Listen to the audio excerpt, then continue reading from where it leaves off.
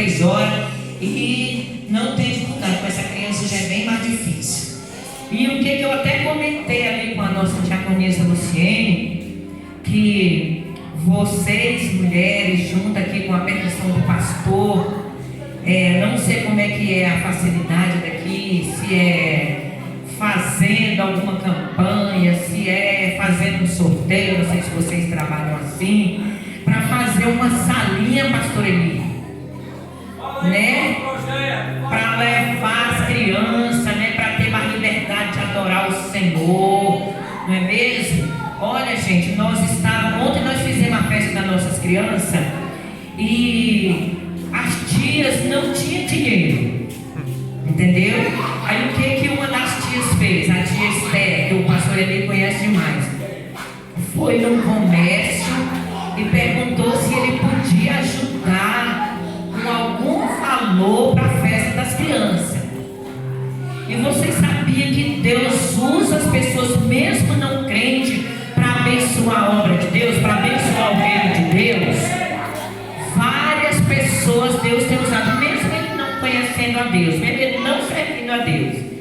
E aquele homem, aqueles rapazes, aquele dono daqueles comércios, abriram a mão e abençoou a festa das crianças. Foi uma outra irmã em outro comércio, deu lá 2 fardos de refrigerante.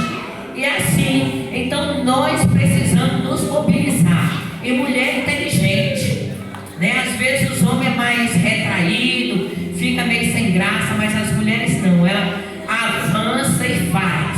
Vocês conhecem muito bem aquela história da Esther, não conhece mesmo a história da rainha Esther, que ela era sobrinha ou prima, tem versão que diz que era prima, outra diz que era sobrinho do Mardoqueu. E ela foi escolhida pelo rei para fazer parte de um concurso, e chegando lá, ela foi a escolhida para ser a rainha que casou com o rei Assuero. Então, amadas, e só claro, no reino de Deus tem as perseguições, tem as lutas, e a gente enfrenta muita dificuldade. E assim que a rainha foi escolhida para ser rainha, para ser a esposa do rei, entra a perseguição dos judeus, de que Naamã queria destruir todo o povo judeu da época. E aí, como vocês conhecem a história, Mardoqueu manda dizer para a rainha Esther: olha, está acontecendo uma perseguição aqui fora. Ela ficava lá dentro do palácio, não estava muito informada, não tinha internet, não tinha televisão, não tinha rádio, acredito que não sei se tinha rádio, não sei qual eram os meios de comunicação da época, né, pastor? Nós não sabemos. Era o mensageiro, era carta. E chegou até a rainha Esther. Sabe o que ela propôs? 3 dias de jejum. Nós vamos jejuar todos aqui do palácio, as servas, que tinha várias moças que serviam aquela rainha, trabalhavam no palácio com ela, e ela convocou 3 dias de jejum, sem alimento algum. E assim, os 3 dias de jejum, o Senhor deu vitória. Não vou contar toda a história. Vocês sabem que o próprio Naamã, não foi Naamã, que projetou a forca para matar Mardoqueu, a forca serviu para ele próprio. Então, mulheres, eu acredito que com o vosso pastor tem um projeto grande, um coração grande, e eu acredito que vocês, somando força com ele, chega perto dele e diga: pastor, eis-me aqui. O que o Senhor quer que nós façamos para que nós possamos construir uma sala, construir uma cantina, colocar o piso dessa igreja, colocar o fogo dessa igreja?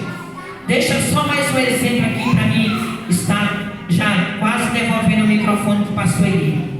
O apóstolo Paulo tinha uma igreja, se não foge a memória, era os Tessalonicenses, que ele disse que eles tiraram da pobreza dele para ajudar os irmãos necessitados. Então nós hoje não temos desculpa: eu não tenho, eu não posso. Não, se Deus te deu, como disse o pastor Amado, você come todo dia, não come?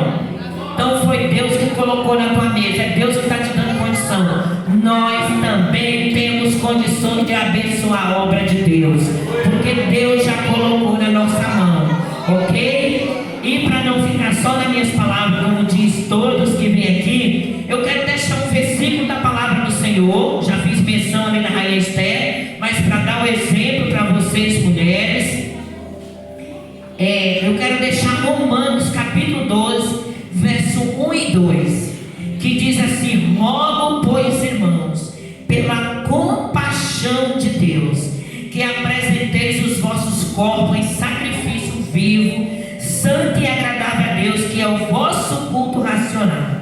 E não vos conformeis com este mundo, mas transformai-vos pela renovação do vosso entendimento, para que experimenteis qual seja a boa, agradável, perfeita e vontade de Deus. Então, quando você não estiver conformada com a situação que está dentro da tua casa, que não está boa, pode ter certeza que o Senhor vai te dar vitória.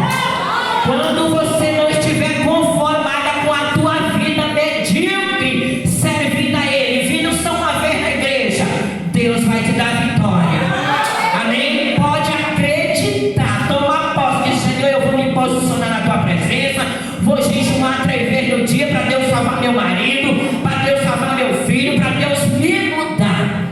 Tem um refrão de um pastor, a qual foi o nosso presidente ali em Brasília, que ele dizia, quando ele ministrava para casais, ele dizia: se eu mudar, às vezes não queremos que o nosso cônjuge muda, mas nós não fazemos por onde, nós só cobramos. E uma coisa eu quero te dizer, igreja, para você marido, para você mulher, as moças que estão aqui, as crianças que estão nos ouvindo, que as crianças também ficam ligadas. Vocês sabiam que as crianças também ouvem e aprendem a palavra do Senhor? Eu tiro por uma pequena que eu tinha, de 6 aninhos. Mãe, canta aquele hino do Abraão.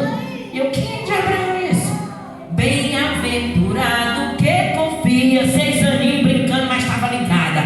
Então nós, mulheres de Deus, varão de Deus, nós precisamos dar exemplo dentro de casa. Nós precisamos dar, e não vos conformeis com este mundo, mas transformai pela renovação. Para vir a transformação precisa vir na nossa mente, para nós ser mudados, para nossa casa ser mudada, para nossos filhos ser bênção, para tua casa ser transformada. Nós precisamos primeiro mudar a mente. Aleluia. Então, como eu ia falando para as irmãs e os irmãos e os jovens, se eu mudar, como diz lá o refrão do pastor quando me